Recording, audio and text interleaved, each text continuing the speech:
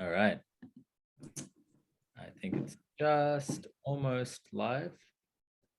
Back again with another talk here with Fabrice again. And nice to see you with your festive Christmas background. Fabrice again. And we are today going to talk about the process of deconditioning, which is a very distinct process that happens when you begin your human design journey. And it's a powerful process. So yeah, let's just dive straight in. And I'd love to pass it over to you to kind of give us a framing, a context for what deconditioning is and how it happens, like what it actually is and how it happens. Yeah, well, the idea behind deconditioning is that most of us are not really living as ourselves. Yes, and so deconditioning really starts from the moment we're born, the family that we're born in. And so the biggest conditioning obviously is going to come from our parents. And so, for example, they can be emotional conditioning, in which we're just taking on all of their emotional patterns, especially if we have an open solar plexus, then we should be hyper aware of this. And then it just goes on, conditioning happens through the schooling system, conditioning happens through society, and Ra, the human design founder, loved to go on long rants about the nature of conditioning and how homogenized everyone is. That's the greatest tragedy in today's world is this homogenization, that everyone is just the same, doing the same shit in the same way, thinking in the same way. And it's just this kind of mass consciousness where there's no proper individuation. Yes, and as we talked about in previous conversations, this individuation is the starting point. Yeah, we cannot do anything correct if we don't have this proper start. And so the idea of deconditioning is to remove everything that we've picked up along the way and that is not us. And so in a way, because we talked about this last time together, one of the complaints is people being like, oh, I don't want you to put me in a box. It's like, actually, it's not about putting you in any box, and it's not about adding stuff.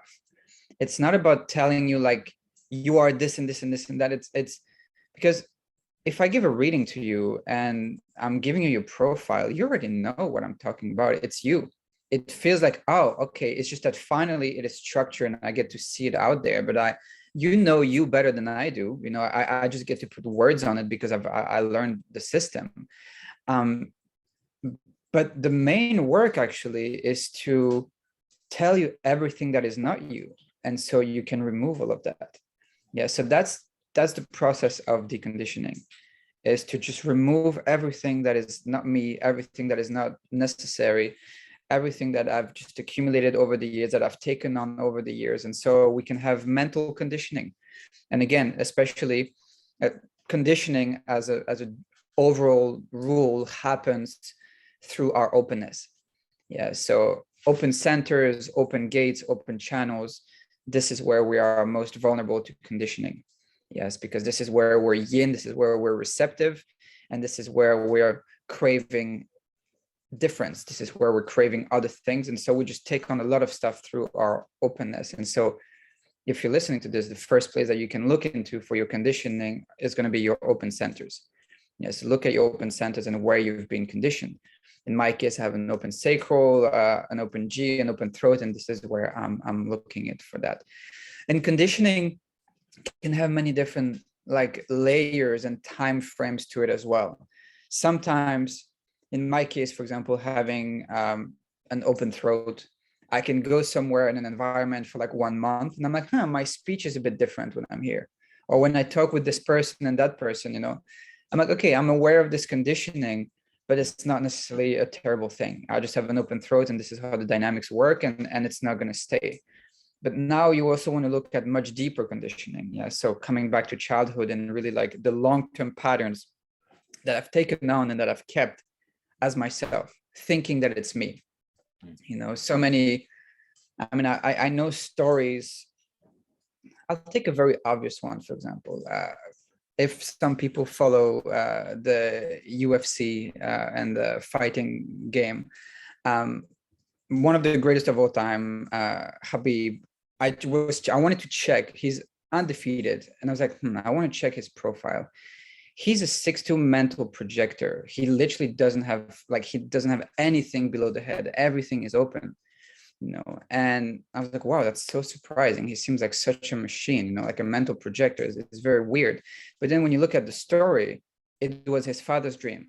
His father from the beginning, it was his father's dream all along. And he said it, like it was always about his father, and he was fighting for his father, and it was all about his father. And on one hand, you have this amazing success story of, arguably the greatest, mixed martial arts fighter of all time. But then his father passed away and he stopped. And now he's a coach and he's excellent as a coach. But now he's actually moving into a role which is much more fit for him as a mental projector. It's to coach others, it's to be an outer authority for others. And he loves it a lot more. He's a lot happier doing that. So that's the other concept also. It doesn't necessarily mean that you cannot be, for example, you could have an open ego and, go on a path which is, going after money and success and this constant drive and pushing and using your willpower nonstop. You could become a millionaire. You could become a billionaire. And if anything, I bet that a lot of, but that's the difference between the happy rich and the miserable rich, is that those who get there through conditioning instead of who they really are, they might get there, but they don't find happiness. They don't have the way to get there is miserable, and then they get there and they're still miserable and nothing has changed.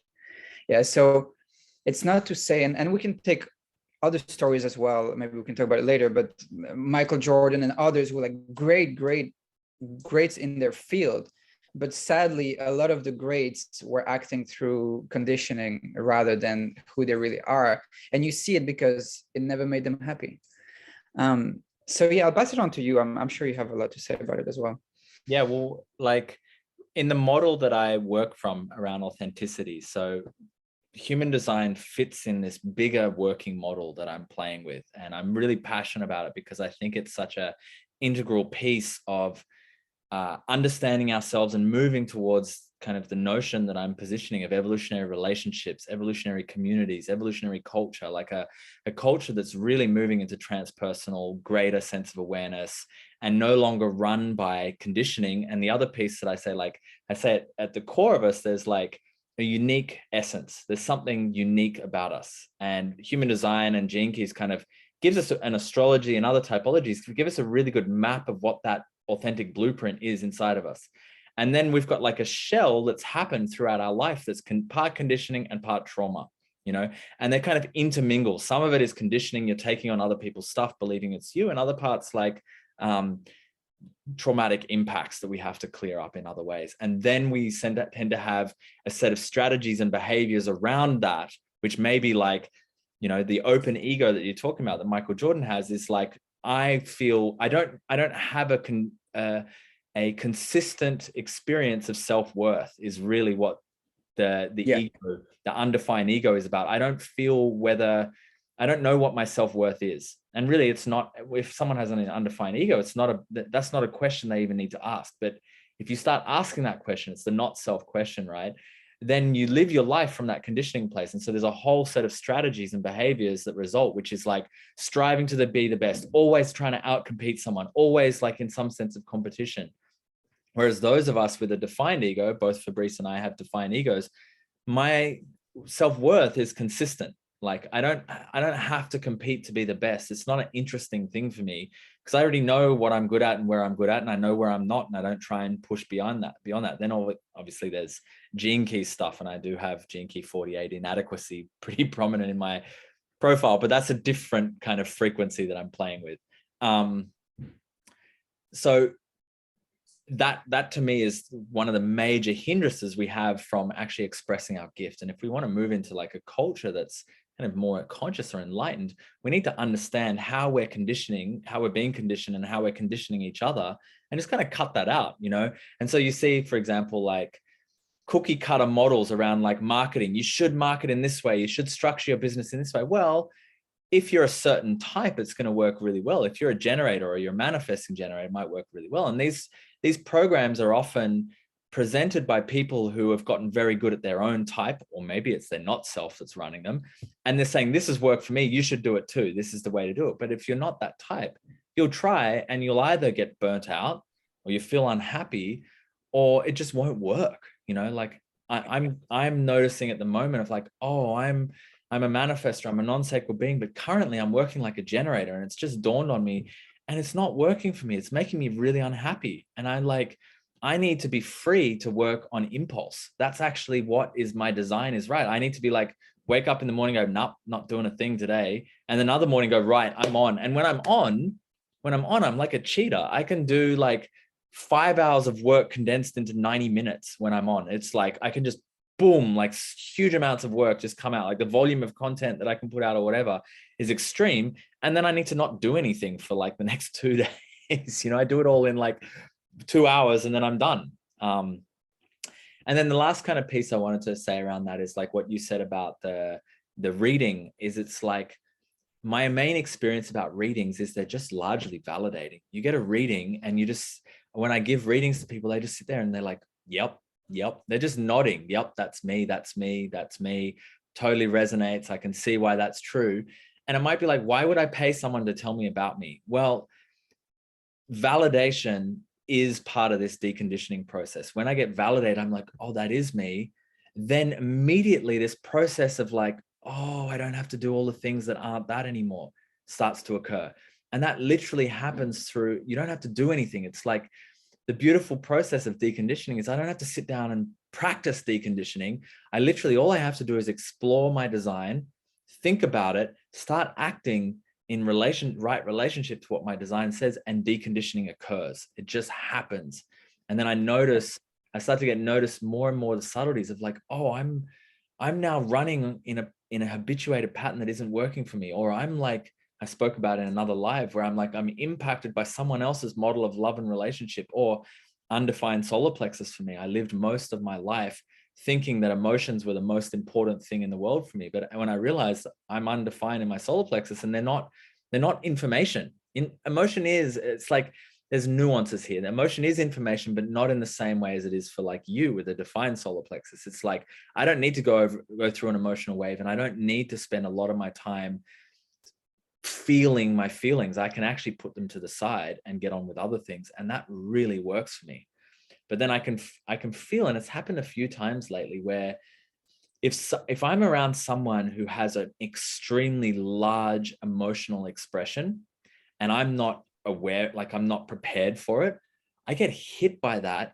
And it takes me days to recover sometimes. It takes me 2 days for that emotion to process through my systems.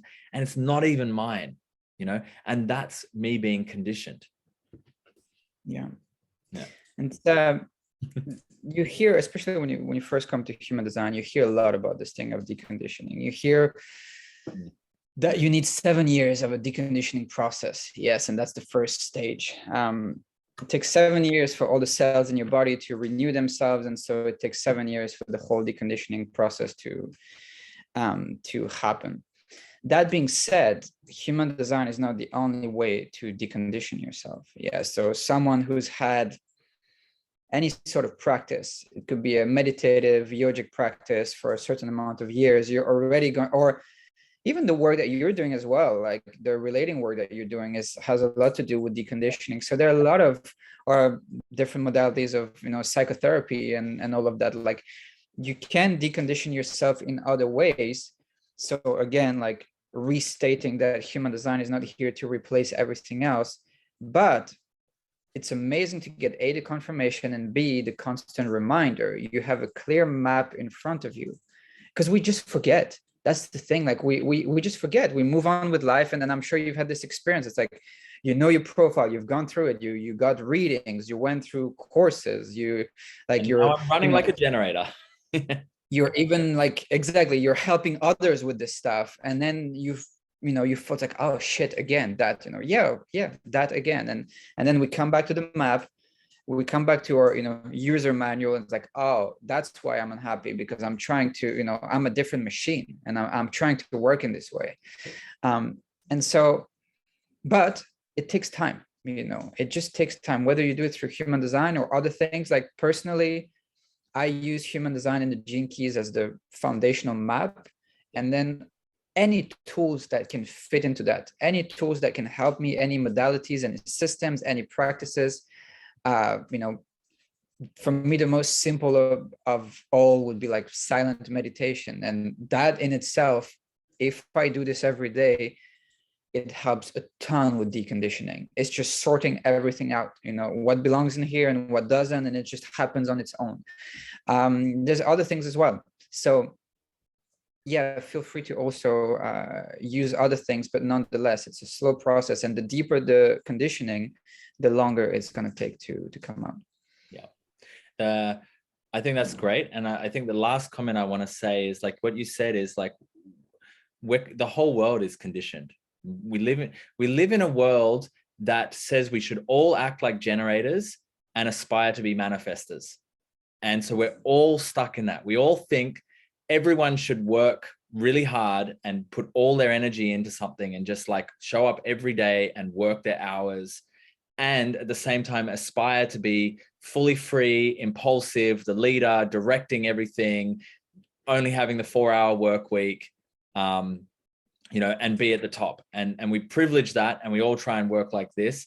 And none of us are happy as a result of that. None of us are working in the right place. And you've got projectors in the middle trying to work like generators and be like manifestors, and manifestors trying to like work like generators, and generators trying to be manifestors. And like none of us, doesn't work for any of us, you know?